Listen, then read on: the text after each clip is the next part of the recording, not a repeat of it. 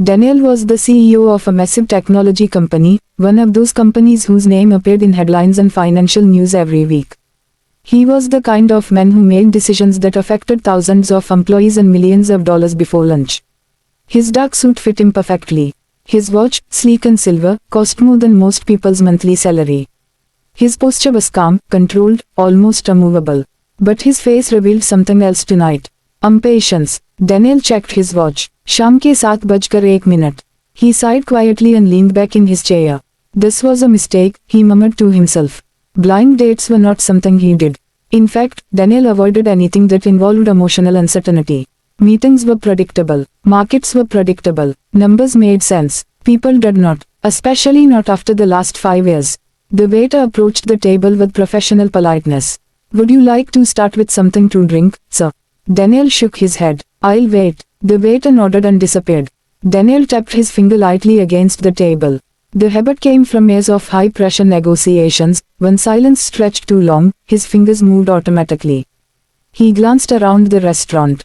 At a nearby table, a young couple leaned close together, whispering and smiling like they shared a private world. Across the room, a group of business partners raised glasses of wine in celebration. And near the entrance sat an elderly couple sharing dessert. The woman fed her husband a small spoonful of cake, and he laughed like it was the most delightful thing in the world. Daniel quickly looked away. There had been a time when scenes like that felt familiar. 5 years ago, Daniel had been married. His wife, Emily Carter, had been the opposite of him in almost every way. Where Daniel was quiet and analytical, Emily had been warm and spontaneous. Where Daniel built his life around schedules and strategies, Emily believed life was meant to surprise you. She used to laugh easily, sometimes at things Daniel didn't even understand.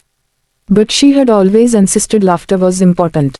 Life becomes what you repeat, she would say while pouring coffee in their kitchen early in the morning. If you repeat stress every day, life becomes stressful. If you repeat kindness, life becomes kind. Daniel hadn't fully understood her back then. At least not until she was gone. Emily had passed away after a long illness. And after that, Daniel had replaced every habit in his life with one thing, work. Work was easier. Work didn't ask emotional questions. Work didn't leave empty spaces in the house at night. Daniel checked his watch again. शाम के 7:03. 2 minutes. He pulled out his phone, glancing at the screen filled with unread emails and messages. His assistant, Rachel Moore, had sent him one earlier. Please at least stay for 10 minutes. Daniel had almost laughed when he read it. 10 minutes. He had already decided he would give this blind date 5. That was more than generous. The truth was, Daniel hadn't even agreed to the date willingly. 3 days earlier, Rachel had walked into his office holding a small card with a phone number. You're going on a blind date Friday, she had announced. Daniel hadn't looked up from his laptop. No, I'm not. Yes, you are. I have a board meeting. It ends at 6. I have reports to review. You always have reports to review. Daniel finally looked up at her. Rachel, she crossed her arms. You haven't taken a single evening off in 3 years. That's not accurate. You answered emails during your last vacation. That was important. Rachel slid the card across his desk. Just meet her once. Her name is Anna. Daniel stared at the card like it was a strange object. Why would I do that? Rachel smiled. Because sometimes life changes when you least expect it. He had rolled his eyes.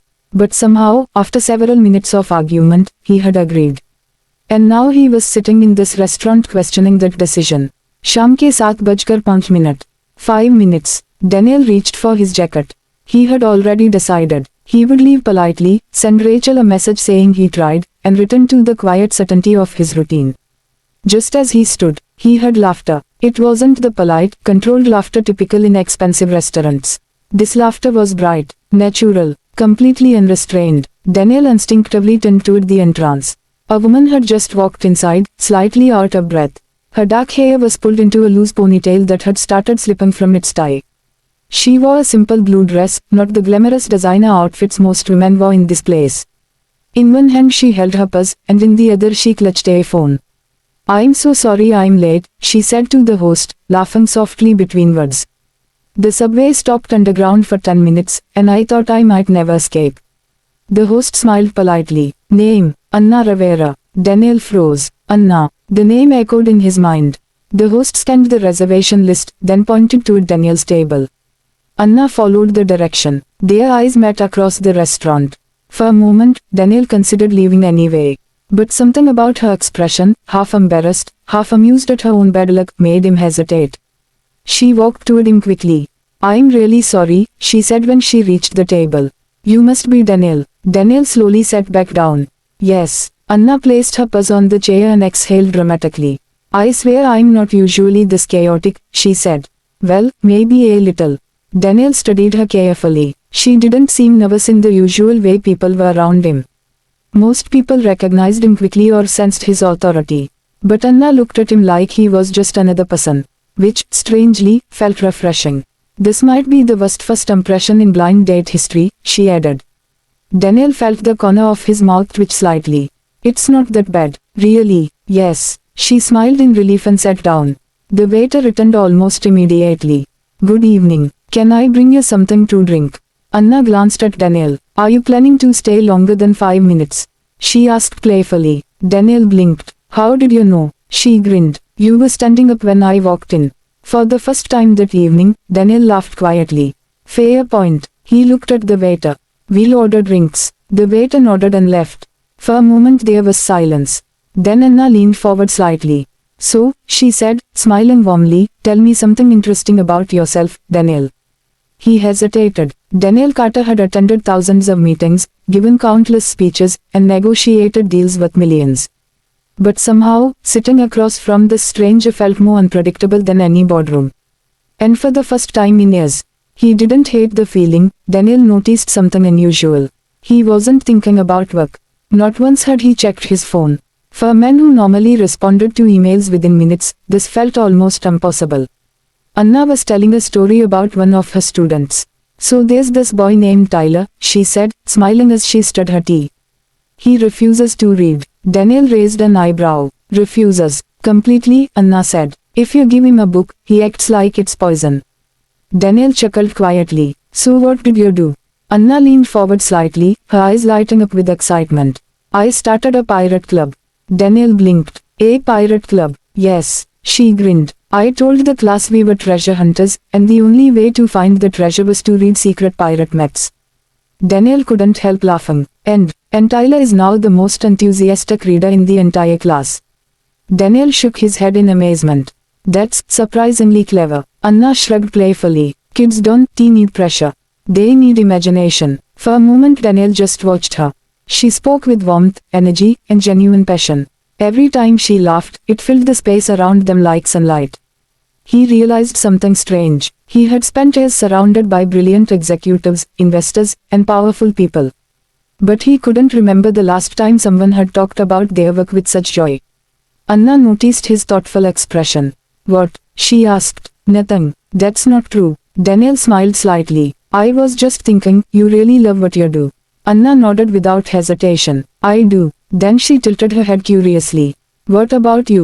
Daniel hesitated. "What about me? Do you love your job?" The question was simple, but Daniel didn't answer right away. "I'm good at it," he said finally. Anna smiled gently. "That's not the same thing." Daniel leaned back in his chair. "You're very direct." "Occupational hazard of being a teacher." Daniel laughed again. Something about her honesty didn't feel uncomfortable. It felt refreshing. The waiter returned with dessert menus. "Would you like to see the dessert selection?" Daniel was about to say no out of habit. But Anna said quickly, "Yes." She glanced at Daniel. "Unless you have a strict anti-dessert policy." Daniel smirked. "I run a company, not a prison." "Good." She pointed at the menu. "This chocolate cake looks dangerous." "Dangerous. Emotionally dangerous," she said dramatically. Daniel laughed. "Then we should probably order it." Agreed. A few minutes later, the cake arrived. Anna took one bite and closed her eyes dramatically. "Oh wow."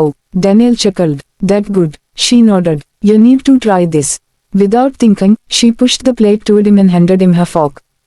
Daniel paused. It had been years since someone casually shared food with him like that. But he took the fork and tasted the cake. Anna watched his reaction closely. "Well?" she asked. Daniel nodded slowly. "Emotionally dangerous is accurate." She laughed again. That laugh. Daniel realized something. Earlier that evening, he had planned to stay 5 minutes. 5 minutes had turned into 2 hours. And somehow, he didn't want the night to end. Finally, Anna glanced at the time and gasped. Oh no, what? It's almost 10. Daniel looked surprised. Already? Anna nodded. I have to wake up at 6 tomorrow. They both stood outside the restaurant. The night air was cool and alive with city sounds. The bright lights of New York City reflected off glass buildings and passing cars. For a moment, they simply stood on the sidewalk. Well, Anna said with a soft smile, this was a very successful blind date. Daniel nodded. Yes, it was. She looked at him thoughtfully. Can I ask you something before we say goodbye? Of course. Anna crossed her arms lightly. When I asked earlier if you loved your job, you didn't answer. Daniel looked down the street. For years he had built his life around discipline and routine. Wake up, work, meetings, reports, repeat. But tonight had broken that pattern. Because of one unexpected thing. A laugh. I used to love it, he said quietly. Anna didn't interrupt. After my wife passed away, Daniel continued, work became easier than everything else. Anna's expression softened. I understand. Daniel looked back at her. But tonight reminded me of something. What? Daniel smiled faintly. That life can still surprise you. Anna smiled back. I'm glad. A taxi slowed near the curb. Anna raised her hand. Before she stepped inside, she turned back toward him. I'm really glad the subway delayed me, she said. Daniel chuckled. So am I. She hesitated for a moment. Then she said something unexpected. You know, this doesn't have to be the last blind date. Daniel felt something warm spread through his chest. For the first time in years, the future didn't feel like a predictable schedule. It felt open, possibly even exciting. I would like that, he said. Anna smiled brightly and got into the taxi.